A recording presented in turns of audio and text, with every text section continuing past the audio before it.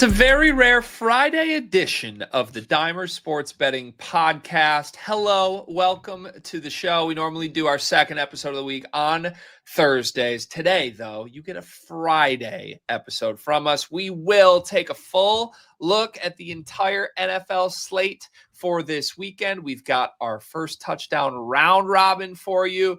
It is tight end day, which really makes it tight end week for us here on the podcast. We've got plenty of tight end related intel for you. Dave, how are you, my friend? How has your week been? Great, man. Kind of as we would have predicted had we done this show yesterday. But first real slop fest of a Thursday night game last night. But the rest of the slate's looking beautiful. No international games, no doubleheader. Great slate. I'm pretty ready for this weekend. It's what you've been asking for, right? No primetime Monday night doubleheader, just real American football this weekend. Yeah, you got to baby. love it. Hey, let's start with our takeaways from Thursday night football. This does give us an opportunity, since we're doing this on a Friday, to look backwards a little bit at what we learned last night. And, well, the Chargers looked good. Minnesota is just a don't touch right now, I think, in all ways. What'd you learn? Yeah, total drubbing. I said I like the underdog in that, and you might want to wonder if the game would have gone differently if that pick six doesn't get overturned right at the beginning. They're up 7-0. We only need them to cover 3.5. So you're buying 2 full scores there before you lose the spread. But still, I don't know. The way the rest of that game played out, I'm not sure a touchdown buffer would have done too much for the Vikings. If anything, it would have changed the Chargers game plan. And it probably worked out for them that it didn't, because it was as much of a get-right game as you could get for LA. They were firing on all cylinders. A couple of weird throws by Herbert that resulted in the non-pick and then the pick at the end. But other than that, I mean, he was dialed in. Vidal looks like that game against the Colts was a total hiccup, because he was just churning last night, hitting the holes. He was throwing out good blocks and everything. Just Haskins is gone. I don't think he got a single touch. So Vidal looks like ready to roll. It was all McConkey and Gadsden in this game. Quentin Johnston looks like the first few weeks might have just been a fever dream. 0 targets last night, and he was already trending down. I don't know if Herbert looked his side of the field once. Just a crowded offense has gotten more crowded with Gadsden emerging, and I think it relegates Quentin Johnston to maybe wide receiver floor 4 or a flex at best in fantasy. McConkey's rising up.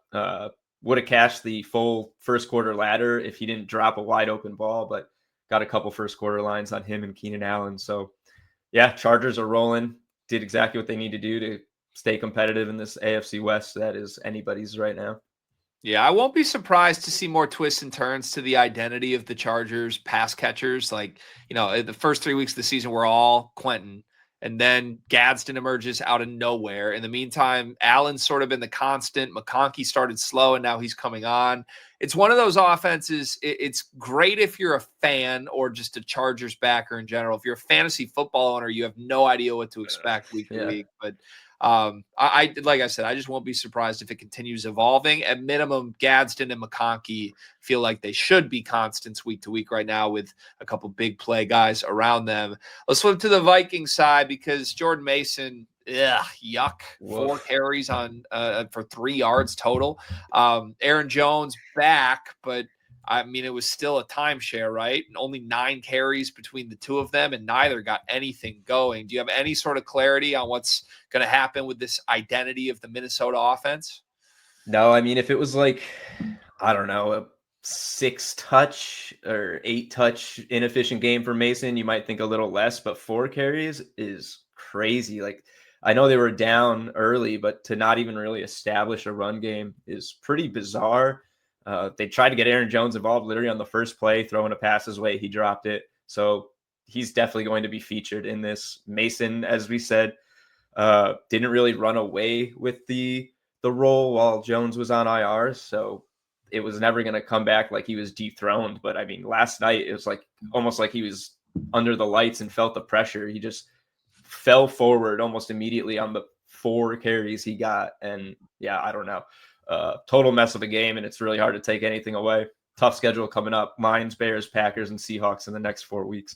I would not want to be very heavily invested in Minnesota in basically any facet right now. Yeah, I think there's real fall apart lay down and die potential with Minnesota. We say it every single week on the show, but the quarterback situation alone is like the biggest red flag to me. Wentz was in and out of the game last night. You felt bad for him at certain points. I don't know what you do. McCarthy's cleared to play. Clearly, they're listing him as the third emergency quarterback, second straight week that's happened.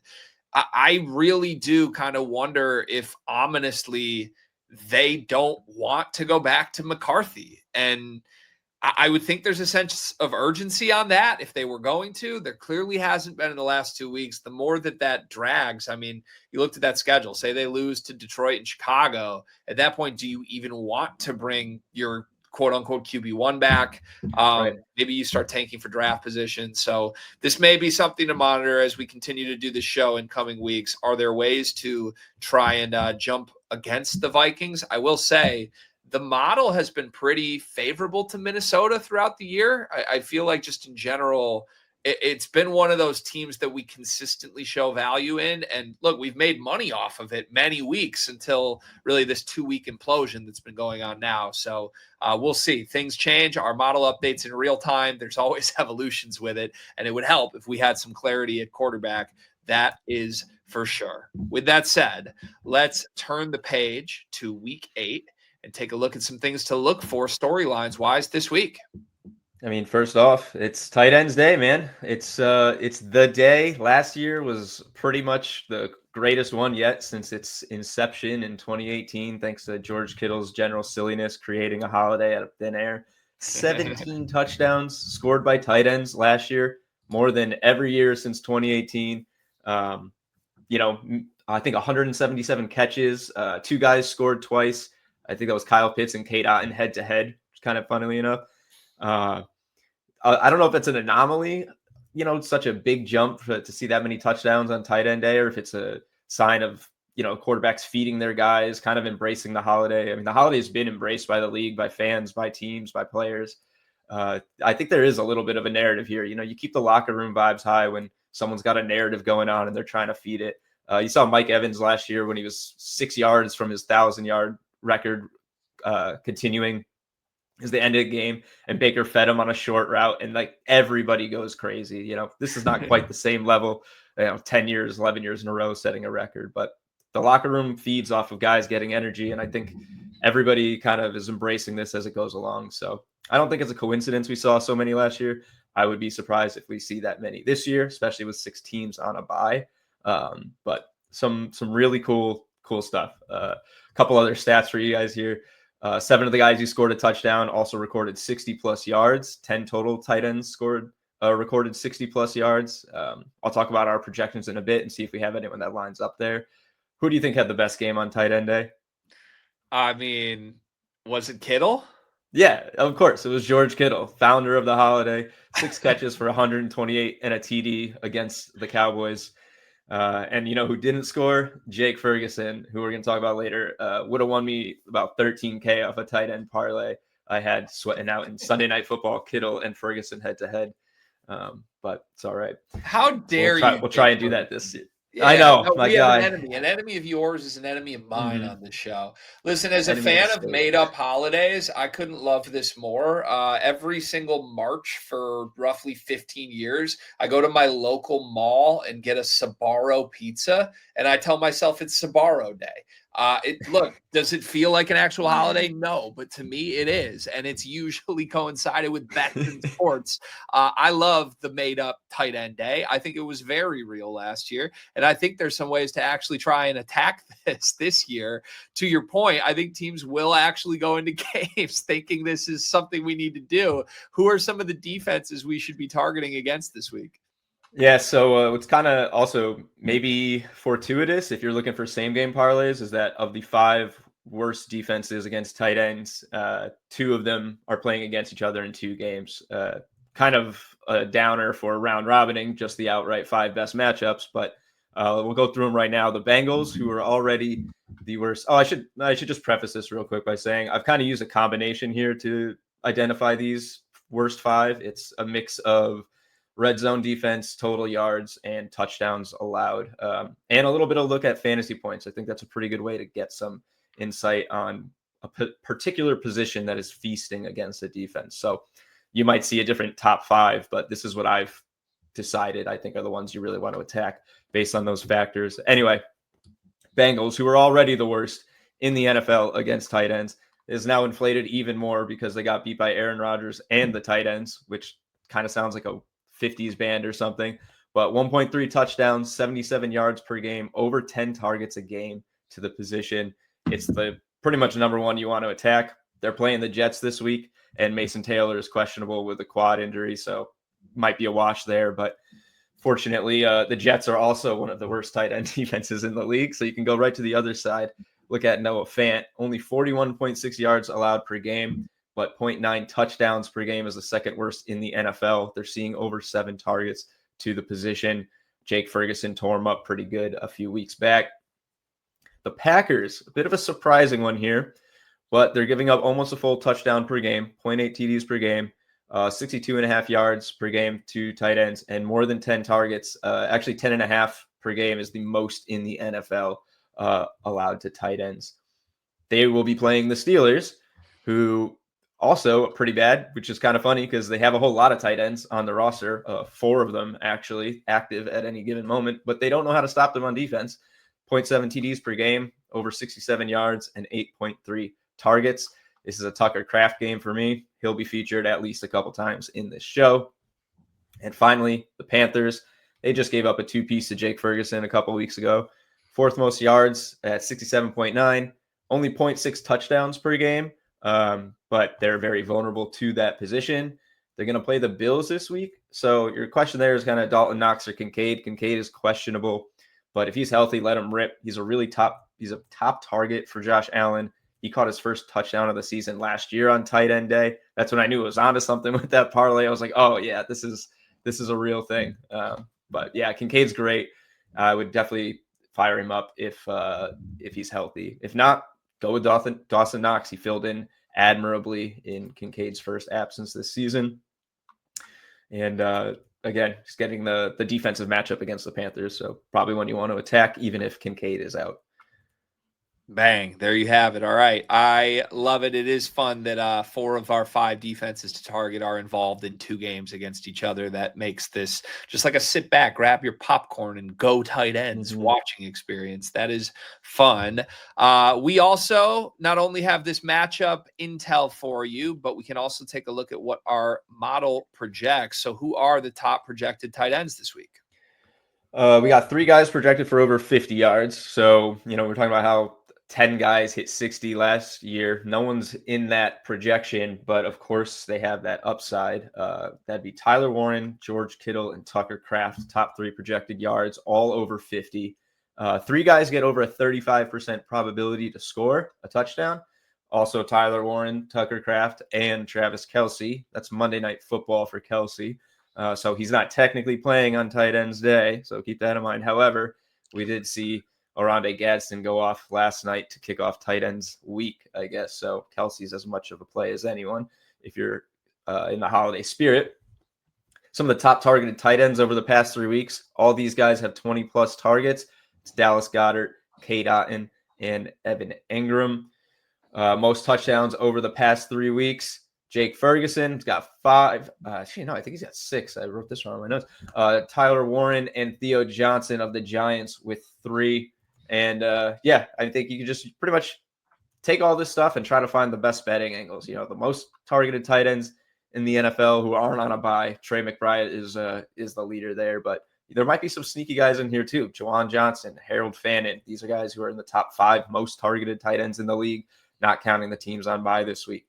Have fun with some TD parlays, mix in a couple lottos, be responsible. Don't go overboard with units.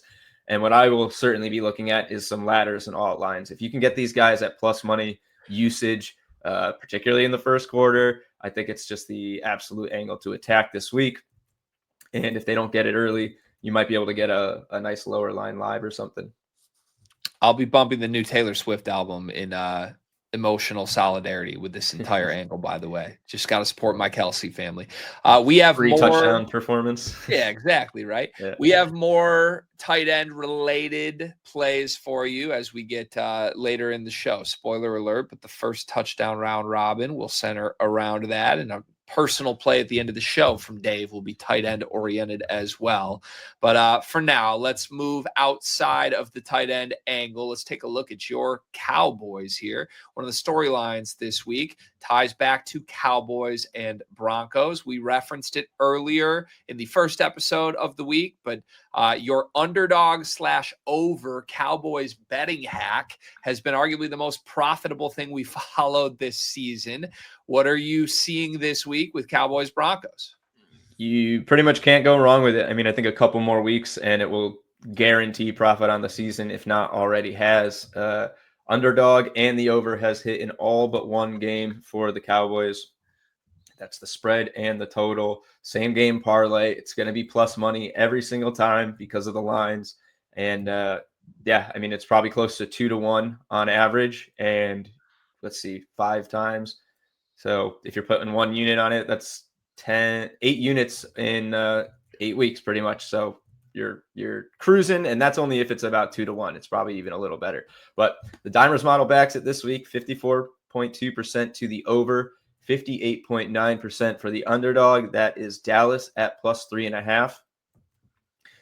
It's going to be an interesting one. Something's got to give here. We have an absolute high octane Cowboys offense, one of the best in the league, against the absolute top tier Broncos defense, 3rd in total yards, tied for the fewest touchdowns allowed. They're just not even letting you score.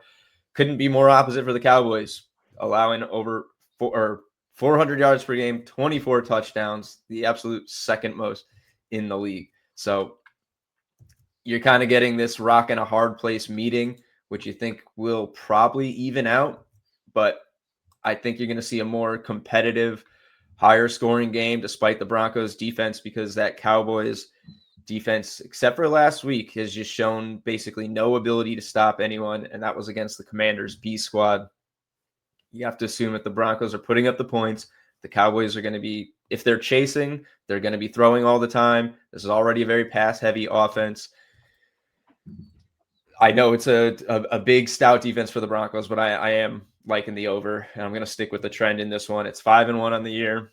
They crushed the over in the highest total of the season in the entire NFL. So I'm happy to roll with it. Prop angles, of course. Oh, sorry, go ahead, Greg. No, just there's no reason not to. That's where I'm at. I mean, especially when the model backs it up, right? It'd be one thing if we're coming on here like this is a trend we've noticed, it's fun. It would still be notable, but like the model shows legitimate value in this, which is why we're just screaming it to the heavens so much. So I've had fun. You put me onto this, like 2, maybe 3 weeks ago, and it's basically been the first play I add to my card every single week, and it's been one of the more sweat-free decisions on a week-to-week basis that I've been monitoring. So let's keep an eye on it, but I'm glad to see the model backs it up. Can I go with the storyline that I've got my eye on next, Dave?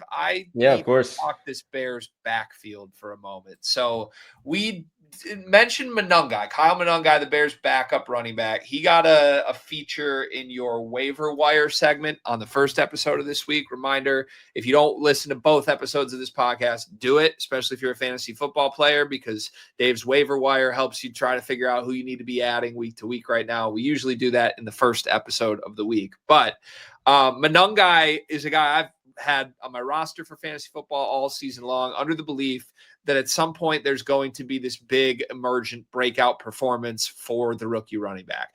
I think it could be this week. Now, it also could be a 2-headed monster week because the Bears take on the Ravens, who have one of the more exploitable rushing defenses in the entire league. The Ravens allow 134 yards per game on the ground, 9 touchdowns given up to running backs or rushing touchdowns this year. That's a bottom 3 mark in the entire league. As far as projections go, we have DeAndre Swift, the starter, projected for 61.5 rushing yards. We have Monangai projected for 22.5 rushing yards. Swift projected for 21.5 receiving yards. Monangai projected for 7 receiving yards. A 41% anytime touchdown probability for Swift. a 19.5% anytime touchdown probability for Monangai. So our model still favors Swift, and I certainly am not against the idea that Swift will also have a big day here. But just a couple things to note on the situation of this week. Swift is listed as questionable. He did not practice on Wednesday. There's no lines up for Monangai right now. So I think we could see a situation where Swift is a late scratch. Even if he's not a late scratch, I would expect there could be some value on Monangai to have a larger role, even if the lines don't show that and Swift is just available to play. To me, I mentioned it in the waiver wire segment, Ben Johnson has always been a 2 running back guy. That goes back to before they even drafted Jahmyr Gibbs. But the reason the Detroit Lions with Ben Johnson as their offensive coordinator, the reason they drafted a running back in the first 15 picks of the draft was because they want the power back and the explosive big play guy. In this Bears offense, Swift is very clearly the big play breakaway guy.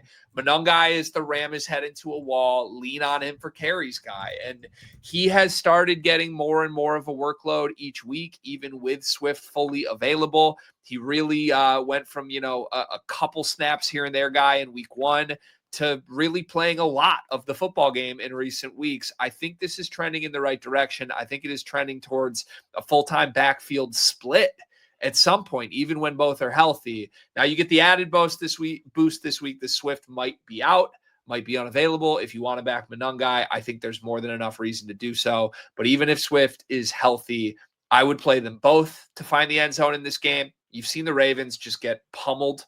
Lose non-competitive football games this year. If the Bears get a 2-3 touchdown lead in this game, I would think it's almost entirely Monangai in the third and fourth quarter. If they get anywhere near the red zone, I would think they punch it in with their back, who found the end zone for the first time in his career last week, by the way. So Swift and Monangai gets my approval, but especially Kyle Monangai. And it won't be the last time this episode you hear me say that.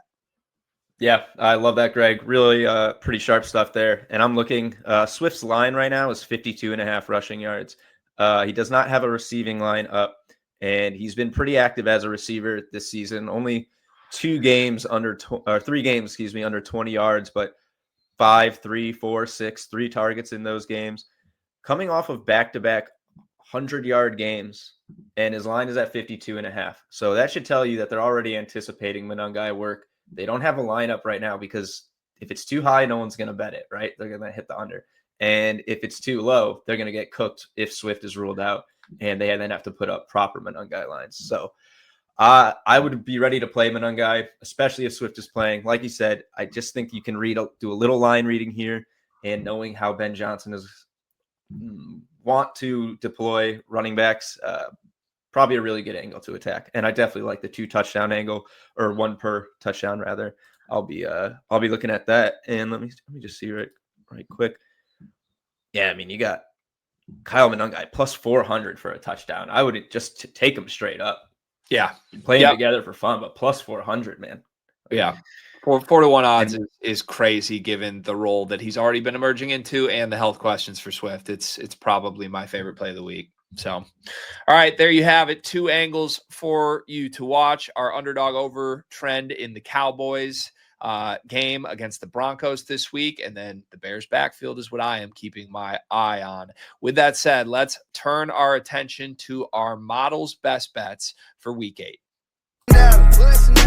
Weekend best bets. So before we jump into this real quick, I just want to bring up something. We are starting to roll out a new, I guess you call it a feature for our Dimers Pro users about model insights and results, not insults. We do not want to insult our model. We're rolling out regular reports, pretty weekly, bi-weekly. I'm not totally sure exactly yet, but you can expect these if you are a Dimers Pro to get updated insights onto how the models are performing across money lines, spreads, and totals throughout all of our major sports. Our first one went out yesterday for the NFL. This is a little look at what you could expect to find. The bet types that are singing, the sample size. So, we're not claiming a big ROI on just 2 bets, substantial volume over the course of the season, and the general ROI for those bets. You're going to find ranges here because this is across all sports books. The odds will vary across books, but for the most part, we're looking at the consensus odds for these bets. And you're going to get little insights. Like you can see that head-to-head bets are returning over a 20% ROI, positive ROI there. Head-to-head edge ranges, that's money line, by the way, head-to-head, 2 to 5% has been the most profitable, also a very positive ROI. And this week we do have 2 bets that fit that, both underdogs, which is another reason you're going to see some good positive ROI on the money line. Is the model will find some underdog plays that are going to be high ROI returners because of the plus money odds. Panthers and the Dolphins this week both have that, fall within that range, have that upside. Your choice if you want to bet the Dolphins. I'm not going to give you advice one way or the other there, but it's what falls right within the range. And one more thing is we can look at the closing line and opening line value, seeing if we're getting better returns on the first predictions that go up, like our opening lines, or closing line if you wait till the very end and take the bet that the model recommends right before the games start. To get these, all you got to do is log into your Dimers Pro account, go into your preferences and select your favorite sports, and that's it. You'll automatically get them for every sport you've selected when they regularly roll out, and hopefully give you guys a little bit more insight into where the model is humming and help you find some better bets week to week, day to day. Yeah, just one more improvement we're trying to bring to everybody. So please go on Dimers Pro and make sure you set your preferences so that you can get these. All right, so with that said, let's dig in here. Pull up our first 2 best bets of the week. And I'm going to save our touchdown prop for its own little section, which you guys will see why when we get to it. But first up, both of these were in our early spread values. And both of them we just talked about as storylines for the game. So it seems like the model really has a lot of value in these 2 games this week. Both of them are some cross-conference clashes for a little bit of a theme. And we're going to start with the Cowboys-Broncos. Plus 3.5 for the Cowboys. This is moving a little bit, +3, +3.5. If you are going to bet it, I really think you should get the 3.5. If you have to buy a little bit of juice, I think that's fine. It's probably not going to be more than like 120, 130. And you're going to probably want that outside that field goal, because if the Cowboys are trailing in this game and trying to catch up and they're outside that field goal and need a touchdown, you might not want to get burned there. So anyway, I talked about a good bit about this one with the betting angles.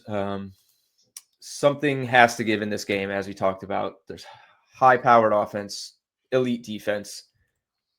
Really not much else to say besides that. The over-under and the underdog trend has been go-to, and I'm probably going to stick with that in this one. I'm going to play this as a straight bet, of course, as I always do with the model's best bets here. Really, I truthfully don't know what else to say about this one than we've talked about. It's prop angles in this game are really the ones I want to look at, because this one just seems to speak for itself. I don't know. You got anything besides that, Greg, for the line? I just think we can move to props in just a moment, but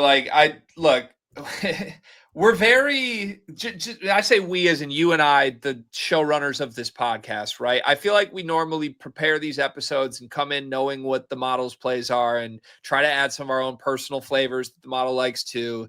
But we usually come to each episode, at least the Thursday episode, with like a pretty varied card, right? It's like 11 different things you could go after. You pick what you want. It's like a buffet of potential bets for the week. This week, like the value that our model shows is in these 2 games. And it's also like corresponds with the storylines we've personally found. Like it kind of, I don't want to say it's all or nothing on these games, because it's not. That's not how you should bet. But it's probably the first time this season that we've done this show where I come into this weekend preview episode being like, oh, it's all in these 2 spots. And whether that will bear successful or not, I guess we will wait and see. To me, it makes me feel very strongly about these. Like if we were stack ranking the strength of my belief in each play we've given out from a best bet perspective from the model this season, these 2 are near the very, very top of the list for me, because it just is right in line with everything else we personally want to add to the card. So let me ask you this before we go to some prop stuff. Both of these being, against the spread, you're getting over a field goal with Dallas, almost a full touchdown with Chicago. Do you personally want to take the money line with either one of these? And Does the model show any value with money line for either one of these underdogs? I can actually take a look real quick, see if we do. I'm not like, so I'm speaking more as from the very subjective Cowboys fan angle. I wouldn't want to take the money line in this because I just want to watch this game and hope they win without having to worry about whether or not I'm going to lose a unit. As far as value, pretty much fair odds, 40.1%, 0.7% edge at plus 154. Plus 150 would be fair. So it's an appropriate price. I think if you think the Cowboys are live to win this game, it's a good spot. I'm more concerned about their defense than the Broncos defense. I think a defense that's good can only cap a team so much. Eventually there can be some leaking. A defense that is bad has no cap. It can just hemorrhage points and hemorrhage yards all game long. So that's why I like the cover. It's less to worry about in that situation, and you're less likely to get burned on a last minute play. I mean, the Cowboys took the lead in that Packers game with 35 seconds left, and it went to overtime and they tied. So they can't stop anyone. And if they're in that position, I don't know, you'd have to hedge the Broncos or something. Yeah. As far as the Bears, I'll take a real quick look. I think there is money line value in this. Usually when you see the spread this high, it's there. 1.5% edge. It's plus 245, 30% probability. So that should be, I think about plus 225 or so. So not a huge major value, but there's a little bit there. And if there is one I was going to take, it'd probably be that one. You're getting better odds. And for the reasons we have discussed and will discuss, I think the Bears are more likely to get the upset. I want to fade this Ravens team every chance I get. And I truly am baffled by the 6.5 point spread. I think Bears money line will have to be a play for me this week. And I'm doing some mental manipulation of what my personal play is going to be at the end of the show. We're going to add Bears money line to it. More on that in just a few moments. You want to flip to props next? Yeah, just a couple angles. More in the Broncos-Cowboys game than Bears, as we've pretty much talked about the rushing angle and will more. But there's pretty much 3 spots I think I'd want to target in this game for Broncos props, maybe 4. But it's a pretty good spot for J.K. Dobbins. His lines aren't probably going to be very friendly. Scored in his first 3 games, but just once in his past 4. Just under 50% to score from our model. If somehow you can get in at plus money, he's a good play there, but I just don't think you will, as he's clear. The running back is usually the minus odds, and this Cowboys defense is pretty bunk. So you're probably not. He's in line to have a really good game. So it depends kind of how deep you want to get into that. I don't usually like to ladder up odds or yards very high because the odds aren't quite enticing until you get to some aggressive spots. So for a running back, I think I'd look at RJ Harvey. The bane of many a fantasy manager's existence. He does have a decent shot here as far as receiving. The Cowboys allow the second most receiving yards to running backs, and 6.9 targets per game is the third most. So teams do attack them out of the backfield. It's not just dump-offs falling into the hands of the running back. Dobbins hasn't had more than 1 catch since week 1. Just 10 total targets this season. Harvey has 3 targets in 4+ games. 3+ targets in 4 games. Spike week of 40 yards. We project him for 17.4, and he's just about even money at 15 receiving yards. If you can find that in the first quarter, I'd hammer that 5-10. In the game, I think I would look at 15, 20, 25 receiving yards for RJ Harvey. Only 1 or 2 catches could do that. And while we're taking the running back for receiving, I'm going to look at the quarterback for rushing. Cowboys allow the second most rushing yards to quarterbacks. Slightly inflated by week 1 versus Hurts when he had over 60. But Bo Nix has at least 5 carries in 5 of 7 games this year, coming off a 48-yard game versus the Giants, and he's plus money at 25 yards. We project him for 27. So I think there are 2 unique angles. Running back receiving and quarterback rushing are probably what I would attack in this game. If there's a receiver you're looking at, I think I would look at Troy Franklin. Almost 50% more targets than Marvin Mims. We have him about similar yards projections, but he just gets the better volume.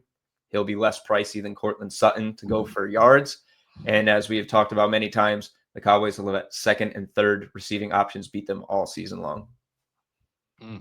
I like it.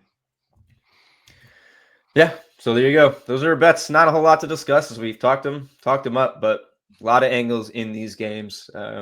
Hopefully we'll hit a good bunch, and we'll be chatting about this on Tuesday because this is where my attention will be on Sunday. And they're in different windows, so you can basically just kick your feet back and watch one and then the other. I'm in.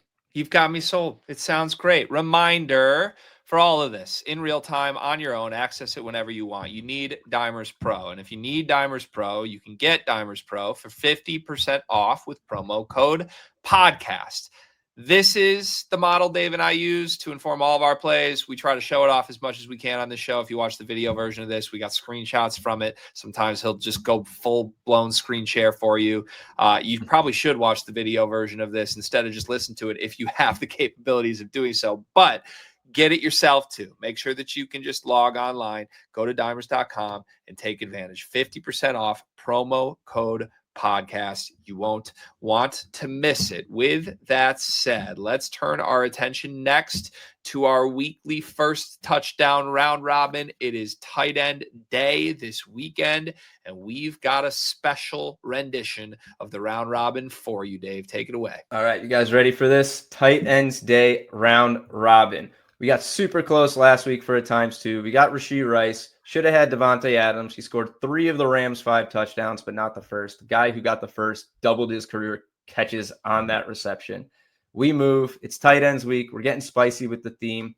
We'd like to attack the top 5 defenses as we discussed earlier. However, a couple of them are facing off, so that's not totally possible. But we've got these 5 guys in good spots and for good reason. Let's get through them. Tyler Warren of the Colts, 8% versus the Titans. Most likely tight end for first and anytime TD score by the Dimers model. Scored in 3 straight games. Colts should move this ball early. You're not really worried about the Titans scoring first. He's got the 3rd most red zone targets by a tight end. Next up, Tucker Kraft, 7% versus the Steelers. As we talked about, the Steelers are bad versus the position. Almost a full touchdown per game. 30th ranked red zone defense as well. Kraft is the team's leading receiver and tied for the most TDs as their top scorer. George Kittle, 7% versus the Texans. It's his day. How are we not going to take him? He led all tight ends last year on tight end day.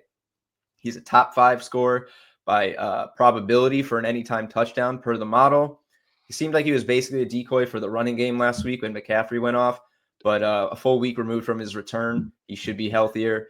Texans could be down Nico Collins and some more offensive players, so they're going to struggle to move the ball. Niners should score first in this one. Purdy should feed his guy. If he's back, if he's not, it's still going to be the Kittle show on tight end day. Next up, Dallas Goedert, 6% versus the Giants. Overall, the Giants defense is pretty solid versus the position, but they do see the 4th most targets to tight ends per game. Over 9, and the volume is really good there because you're getting fewer than a primary receiver. So you want guys who are going to be able to get those opportunities. He's caught all 5 of his red zone targets, converted it into 4 scores. Eagles should come out swinging to avenge their loss to the Giants. He was listed questionable last I checked, but limited in practice. So he should be good to go. A.J. Brown also possibly out of this game with a hamstring injury. So more Goddard. And finally, Jake Ferguson, the guy who did not score last year versus the Broncos. Not an easy defense, but the Broncos are about middle of the pack to tight ends. Ferguson is the tight end 1 this season, over 20 targets, 6 touchdowns since week 4, 2 games with multiple touchdowns. Best odds on this, almost a fair price even at $1,200. There you have it. Just 2 of these guys will give us a nice return at these odds. I'll definitely be playing this as an anytime TD touchdown parlay. And hopefully, if we can get 2, we'll get a nice little profit. And we'll be singing the praises of the tight ends on their most illustrious holiday.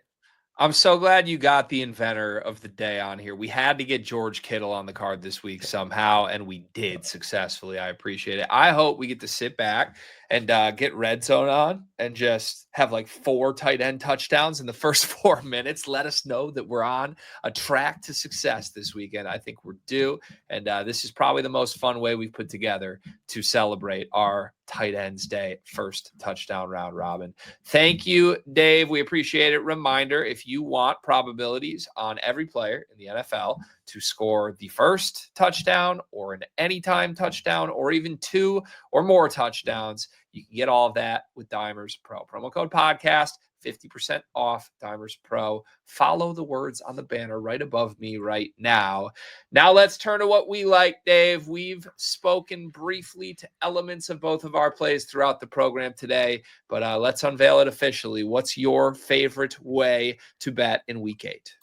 Yeah, so cashed with one of these last week with the Jahmyr Gibbs ladder, and I'm going to keep with the theme here, and I'm going to go with a Tucker Kraft receiving yards ladder to start us off. Kraft is probably in the best spot of them all, I think, as a highly targeted, high volume tight end. He's against the Steelers, who have a poor defense. This was actually going to be Mason Taylor before he popped up with the quad injury. So he's actually my second choice, but he's our third highest projected tight end by yards at 51.3. His line is 52.5. So I think my advice would be play him in the first quarter, as I love. If he starts slow, you should be able to grab a live line on him at a discount, maybe 30, 40, and you could probably ladder him up for the rest of the game. We've seen him have huge games. We've seen him have medium games, but he's never really had a bad game this year. And the Packers receiving core just is not very impressive, not enough to pull enough attention away from Kraft where he should be hurting in this game against a very vulnerable defense. And I got another one here, an anytime TD parlay for me. Cade Otton, Dalton Kincaid, and Kyle Pitts at plus 21-22. A little bit of alliteration here. It's always fun. All these guys get 25% or higher. Otton's in a good spot to soak up some volume after coming off his 2 highest targeted games. Dolphins allow over 60 yards and 7 targets to tight ends. Pitts just had 10 last week. And as mentioned, Kincaid is questionable, so he'll void if he sits, but he's a go-to target for Josh Allen in a very good positional matchup against the Panthers. So Cade, Kincaid, and Kyle at 21-22.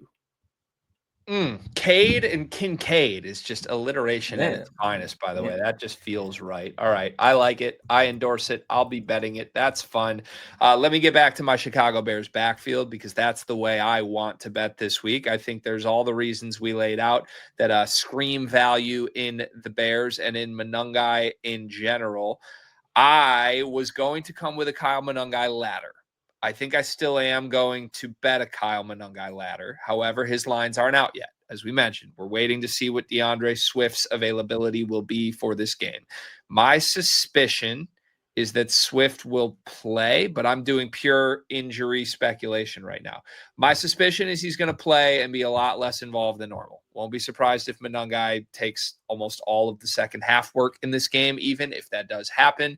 With that said, you're probably going to have to wait until Sunday in order to actually try and ladder this player, right? You can't really get Monangai until we have clarity on Swift. I'm not expecting that until Sunday. So, verbally, bank this in your mind, folks. Monangai ladder, we're going to do his rushing yards over, rushing attempts over. Either way, I like both.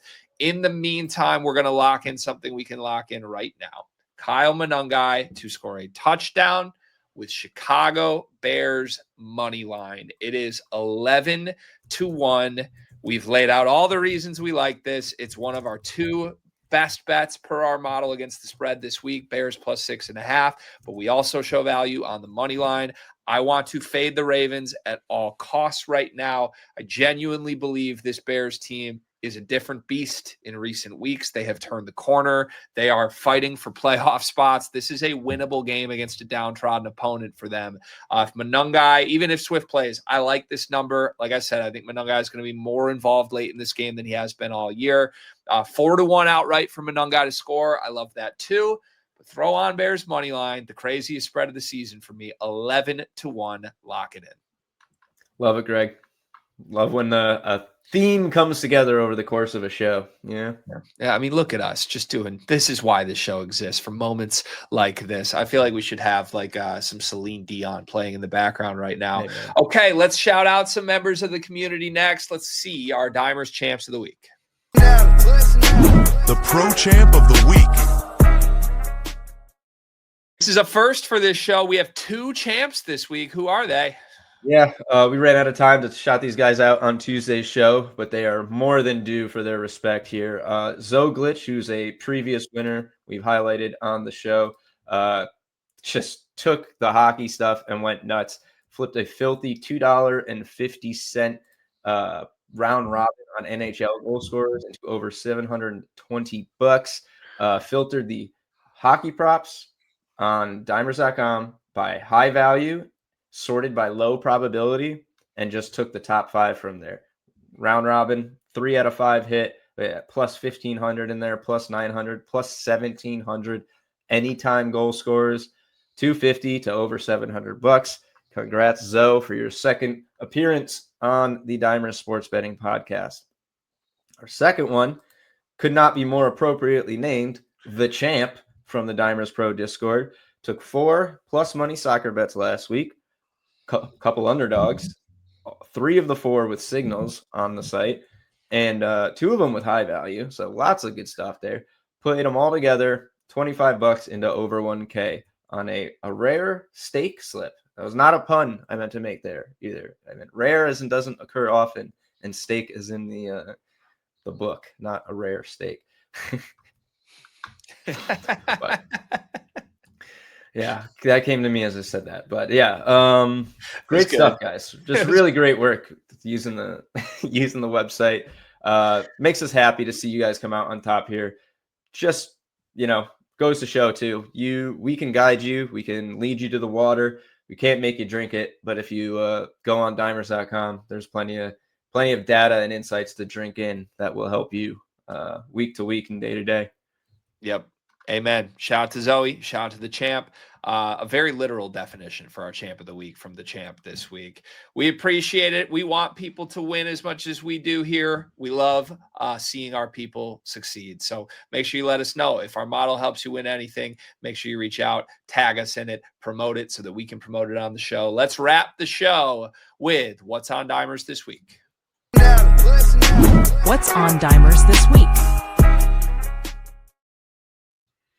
As mentioned, as you know, if you were paying attention to the show at all, it's Tight Ends Day. So we're going to have plenty of content on site for this. I'm working on a tight end guide.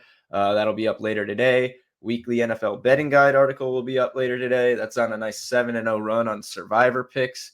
The best bets that are featured in here are also in there, sometimes with a little extra insights that I find as I put those together. So be sure to check that out. New NBA season is here, rolling along. We cashed a nice Nikola Jokic triple-double last night. Article on site, posted it on social. Dimers Pro Projections had him at a triple-double. He was plus 166. Easy money. King of the Court picks every week for NBA, so keep an eye out for those. But in the meantime, use the site. We've got the Projections Hub, bets, props, trends, first baskets, everything you need is up there. Golf model updating after each round was suspended in round 1, so we don't have round 2 updates right now. But the tournament is underway. It's rolling. One of our top picks, Alex Noren, was T6 when I checked before this show. He's climbing. And one of my personal picks, Matt McCarty, was in solo first at -8 as of when the show started. So some good golf stuff there. Look out for the projections updated after this round. And, of course, we'll have college football nightly and daily as nonstop college football continues for the next better part of a month or more. And Greg's College Corner is up. Be sure to get Greg's bets on the Tuesday show. You find those on YouTube as well. Find them on site. Pretty much everything you need for the weekend on dimers.com. We got you covered, ladies and gentlemen. Yep. Okay. Thank you very much, as always, Dave. And yeah, I've been enjoying NBA season quietly. It's been hard because we would love to bring a bunch of NBA content to the show as well. Maybe we'll figure out a good way to do that at some point. But For now with so many games every single night and just less time for the model to update in between those, sometimes it's harder to bring that stuff to a show like this. So again, that's why you need Dimers Pro, 50% off of it with promo code podcast. In the meantime, while we continue to bring you really the bulk of the show being football-based content, there's plenty of reasons that you should still interact with the site, use the model to inform your NBA bets night to night. Dave, thank you as always. This was another great episode of this show. Have a good weekend to all of our listeners out there. Make sure you throw us a like, a subscribe, help us continue to grow the show. Gamble responsibly, and we will see you next week on Tuesday.